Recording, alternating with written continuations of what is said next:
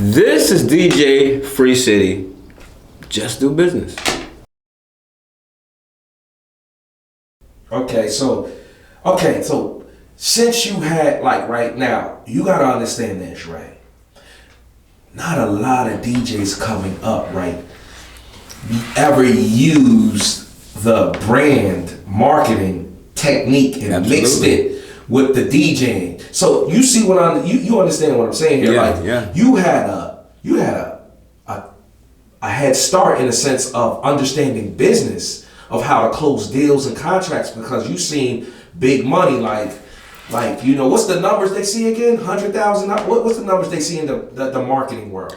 It's incredible. What's the numbers? Call them out for me. 20,000 could get you to a 6-month campaign. If you're dealing with a major brand like Coca-Cola, Pepsi, they might cut a 6-figure check to do a campaign for half a year or something. So it's just millions. It can get up into the millions too. I mean, you see these brands that you see everywhere. They are spending millions of dollars. Just like your State Farms or your Progressive. What's the girl, Flo? She's a brand ambassador. Just to put it in more layman's terms for you, and she's making millions of dollars. Progressive is cutting that check, so the potential is up there. Right. Even right. Diddy is a brand ambassador for Ciroc.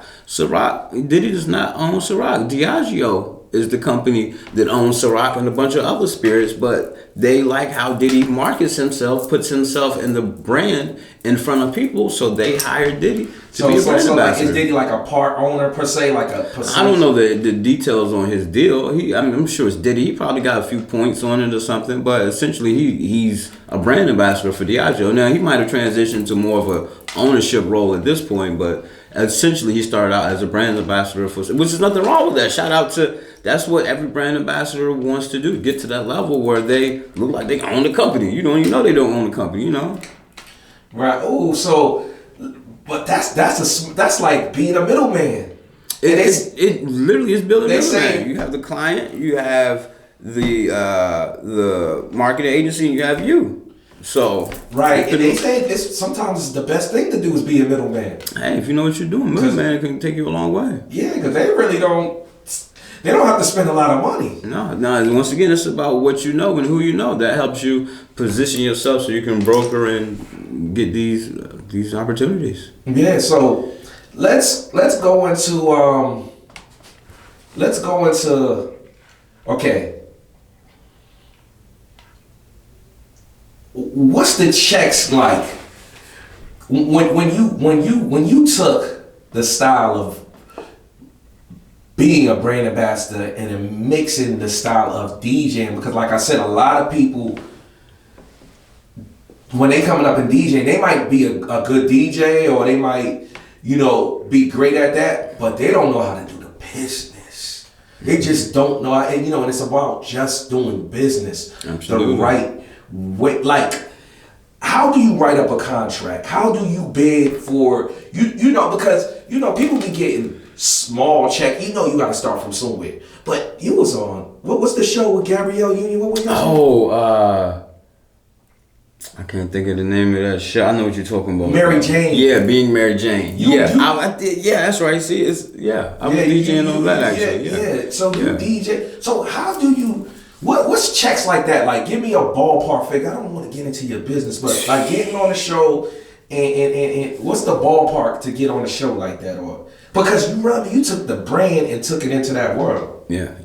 But once again, it's about just creating a brand, branding yourself. That's where it starts, and then once you brand yourself, people will want to align with your brand.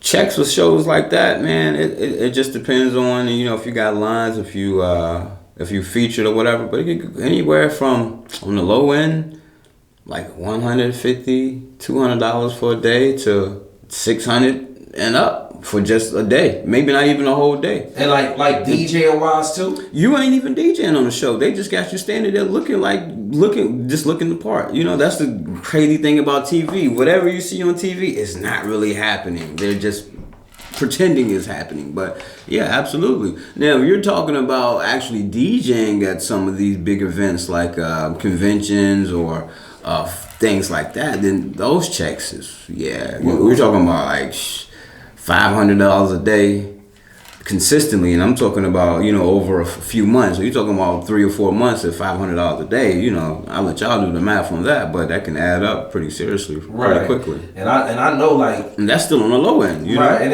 I know you try to be modest. I know you made a lot of money going on the international. Make some lunch money, you know. Yeah, but like what, what do you think? Like, what's a ballpark figure a DJ? You know, because remember, you took it from the marketing and the branding to like it's like you used marketing and the brand ambassador and you spent it into making plethora of money in different avenues. You got to make it work for you. Everything in this life, you need to figure out, how can I make this work the best for me?